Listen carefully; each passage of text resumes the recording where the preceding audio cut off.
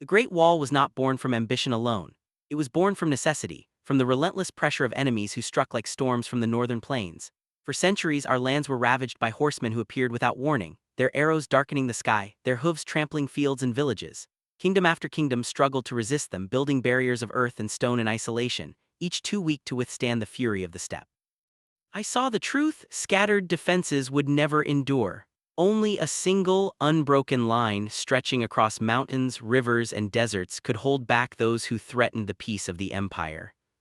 When I ordered the construction, it was not an act of vanity but of survival. To rule a unified land is to carry the burden of protecting it.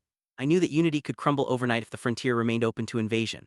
So I commanded the fragments of older walls to be linked, strengthened, and extended, weaving them together into something far greater than any kingdom had imagined. The wall was not a structure for one village or one province, it was the shield of an entire people. Yet building such a thing demanded more than stone and labor. It demanded vision that reached beyond the horizon.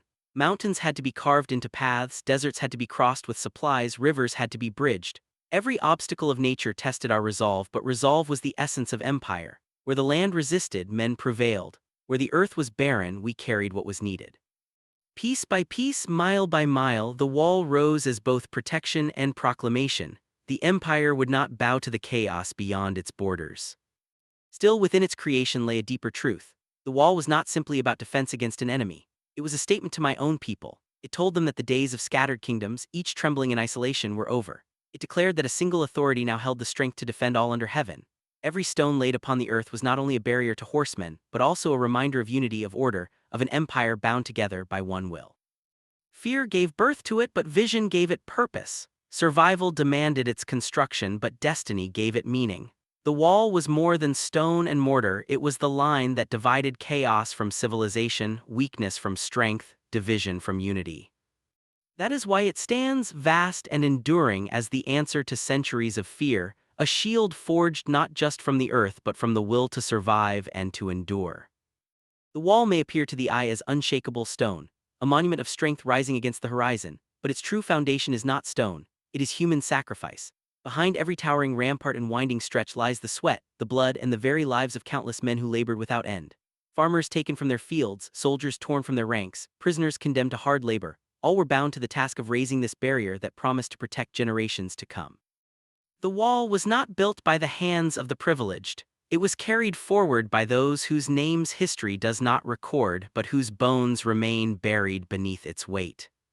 The work was unrelenting. Under the burning sun of summer and the bitter winds of winter they toiled. Stones heavier than their own bodies were dragged across mountains, earth was carved and reshaped, towers rose like teeth from the ridges. Many perished where they stood, their strength consumed by the unforgiving demands of the task.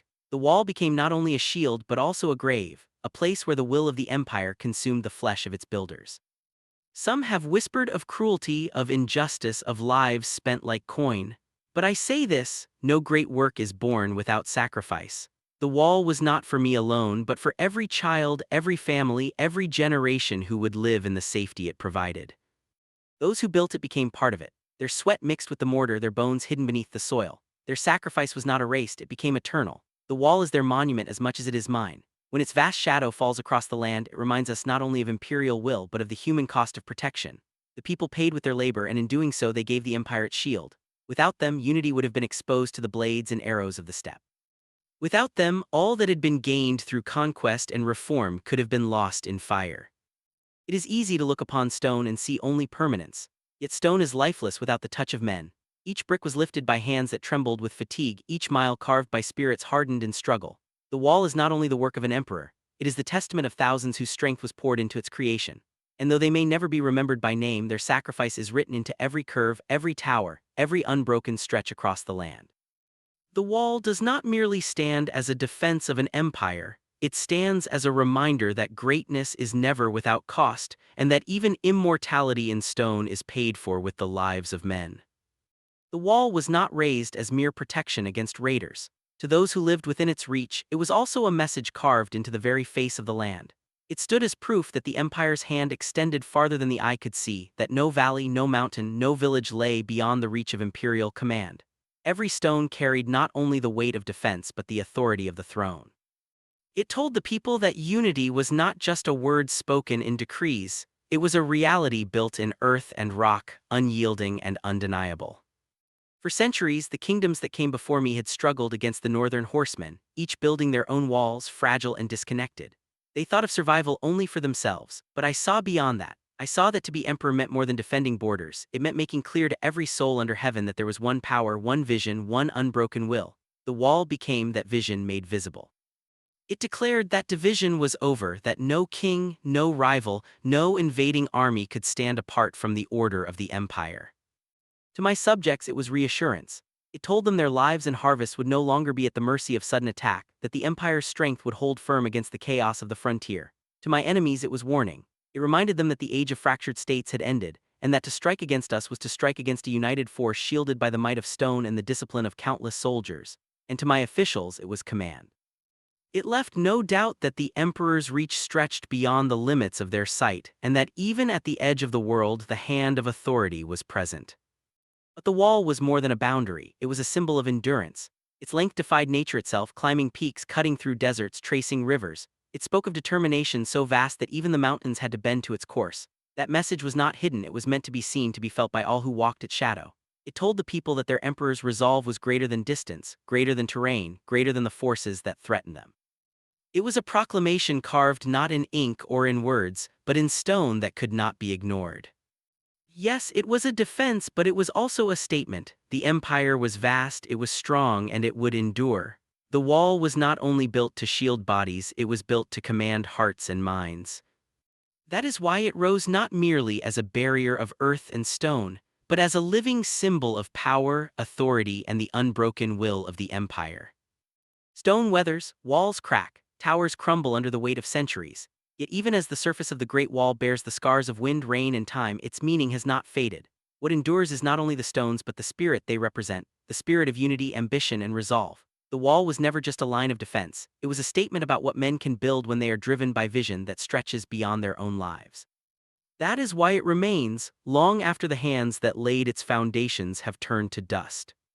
Its legacy does not lie only in its length or its height, though these alone inspire awe. Its true legacy lies in what it awakened in the hearts of those who came after. Generations looked upon it and understood that greatness is not achieved by thinking small or by acting timidly.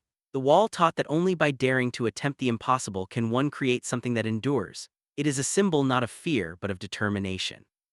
It shows that when countless hands and unyielding will combine, mountains can be conquered and the very earth reshaped. Even the pain and sacrifice bound into its stones have become part of its meaning. The lives given to its construction were not lost in vain, for their struggle became eternal. Every step along its path carries whispers of those who labored, of those who endured, of those who gave everything to create a shield for future generations. Their story cannot be erased, for it is written into the wall itself, and their memory rises with every tower that still stands. To those beyond the frontier, the wall was a warning. To those within, it was a comfort. But across the ages, it became something more, a mirror of human ambition. It shows what is possible when vision is relentless, when unity is enforced, and when a people are bound to one purpose. Even as kingdoms rose and fell, even as dynasties replaced one another, the wall remained as a silent witness, reminding rulers and subjects alike that true strength is measured not in fleeting power but in what endures across centuries. Though time may erode stone, it cannot erode meaning. The Great Wall still stretches across mountains and deserts, a scar upon the earth, a line between chaos and order, a monument to both human suffering and human triumph. It is the voice of history speaking without words, reminding all who see it that unity and ambition, when joined together, can leave behind something greater than life itself. That is why the wall remains not just a defense of the past, but a legacy for the future, a testament that what is built with unyielding will can outlast even the centuries.